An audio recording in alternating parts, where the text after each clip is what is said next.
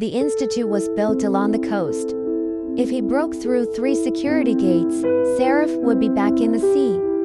That day, the surveillance footage showed me going to the lab as usual, processing data for the Mermaid. Nothing out of the ordinary. Except that when I left, my mind was elsewhere, and the lab door didn't close all the way. Late that night, just as planned, Seraph moved. At full strength, a mermaid didn't need much effort to shatter reinforced glass. Water flooded out. He swam straight for the lab doors. The first gate opened quickly, then the second, then the third. There was no rehearsal. Success only existed once. I didn't sleep that night. Near dawn, my phone began vibrating nonstop. I pretended to be asleep and didn't respond. Not until the next day did I rush into the institute, playing the part of panic. Where's the mermaid? It was all too convenient. No matter how perfectly we coordinated, the footage showed nothing suspicious. As the mermaid's last assigned researcher, I was still called in for questioning. Why was the lab door open? I've said this before, I replied. It wasn't left open. It just didn't close completely. That day, Dr. Stone told me there was an issue with the bad data. I rushed off to deal with it, and didn't notice the door wasn't sealed. They stared at me. The mermaid's escape, was it planned in advance? I had no reason to help the mermaid leave. Then what is this? They placed a necklace on the table. A scale-shaped pendant swayed gently under the light, so they'd taken it. It's a necklace made from a mermaid's scale, I said evenly. I collect feathers, claws, and similar samples. I turned them into keepsakes. The investigation lasted 3 years. In the end, the necklace was confiscated, and I submitted my resignation. Perhaps this institute hadn't suited me for a long time. Everyone was desperate for results. Papers, breakthroughs, unsolved problems brought to heal. That was never my ambition. I only wanted to see the animals eat well and grow up noisy and alive.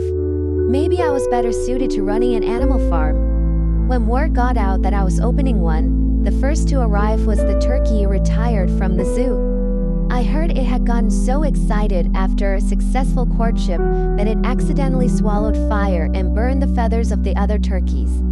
Now the entire flock avoided it. So it was sent to me. The next arrival was Pihu. He had a habit of holding cold things in his beak and nearly swallowed a 5-year-old child. There was no choice but to send him here as well. Animals that had once been adopted out, one by one, found their way back.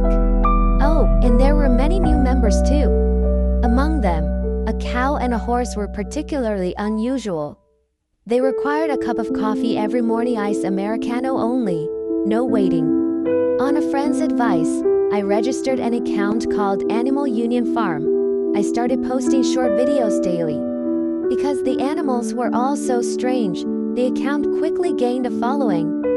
Some visitors even travel long distances just to see these miracle animals in person. Miss, a child asked, your animals are all so special. How did you teach them? I thought for a moment. I didn't use anything special, I said. Just scientific feeding. They behave on their own. Then I added, animals are perceptive. They know when you love them. And when they do, they're willing to listen. Then, miss, the child asked, eyes wide, what's the most perceptive animal you've ever seen like? A pair of glass-clear eyes flashed through my mind. The most beautiful eyes I had ever seen. That's a long story, I smiled. It was a mermaid. A mermaid? The child gasped. Do mermaids really exist? Of course. I ruffled his hair.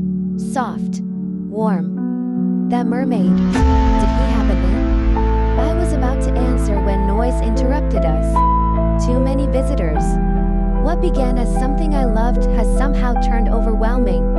I put up a close sign and hired a few caretakers to help. Once things stabilized, I decided to take a break. A friend recommended a cruise, 7 days, 6 nights. 5 countries, the price was reasonable. A change of pace, sunbathing on deck. swimming in the pool. Beautiful scenery. On the final night, I couldn't sleep. There was a masquerade ball on board, but I wasn't interested. I just wanted the sea air. I leaned against the railing for a while, watching the waves below, and stretched out a hand. At this distance, it was impossible to touch the water. But the next second, something cold wrapped around my wrist. My pupils shrank, a hand shimmering with scales.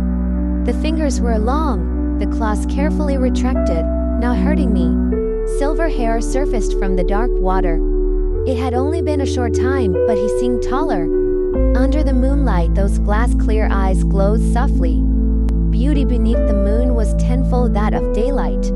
In the distance, the masquerade raged on. On the deck, there was only the sound of waves and my heartbeat, loud as a drum. Lynn. He reached out and gently tapped the necklace at my chest. I'd bought it to match the dress. The pendant was a colorful seashell. "You're not wearing the necklace I gave you." Seraph slowly loosened his grip. "I searched for you. Again and again. After the Institute took that necklace, it was never returned to me." I parted my lips, about to explain, when something cold brushed the back of my neck. Seraph fastened a new necklace around me. Polished from a scale, strung with pearls, more intricate, more beautiful. "But," he said softly, "I forgive you." A faint shimmer passed through his eyes. He reached out and removed the shell necklace I had been wearing. "While I was gone," he asked, "you didn't raise any other fish, did you?" "No fish," I answered seriously. "Just a lot more herbivores." "None," I added. Seraph looked at me steadily. "Not now," he said. "And not ever." "That's hard to promise." "I don't care." He cupped my face, leaned in, and rested his forehead lightly against mine. "Next year," he said, "remember me." Then he let go. With a flick of his tail, he turned gracefully beneath the water. When he surfaced again, he was already far away. Until next time, the mermaid necklace at my throat slowly warmed against my skin. I looked out at the endless sea. He was gone, but I knew he could hear me. Until next time, Seraph.